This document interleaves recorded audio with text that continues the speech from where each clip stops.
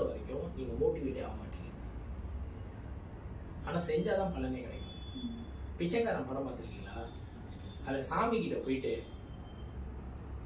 பிச்சை எடுக்கணும்னு சொல்லி ஒரு மண்டலம் 48 நாள் போய் பிச்சை எடுத்துருவான்னு சொல்லுவாரு. பிச்சைக்காரன் படத்துல விஜய் ஆண்டனி சாரை பார்த்து பிச்சை எடுத்துருவாங்க. பிச்சைன்ற அம்மா தாயே பிச்சைன்ற வார்த்தையே வாயிலிருந்து வரல.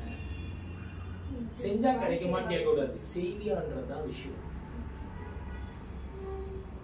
நீங்க தான் செஞ்சுக்கணும். அடுத்தவங்க வந்து உங்களை பார்த்து இப்ப 100 பேர் ஒரு கிளாஸ் ரூம்ல இருக்காங்க. ஒருத்தன் வந்து ஸ்போக்கன் இங்கிலீஷ் கிளாஸ் போறான்னா அவனை பார்த்து ஃபர்ஸ்ட் என்ன பண்ணுவாங்க, குரூப் கிண்டல் பண்ணுவாங்க.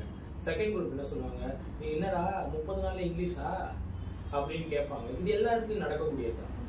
ஆனா அதே பையன் இங்கிலீஷ்ல பாஸ் ஆயிட்டு மீதி சப்ஜெக்டும் பாஸ் ஆயிட்டு வெளில போயிட்டு காலேஜில் போகும்போது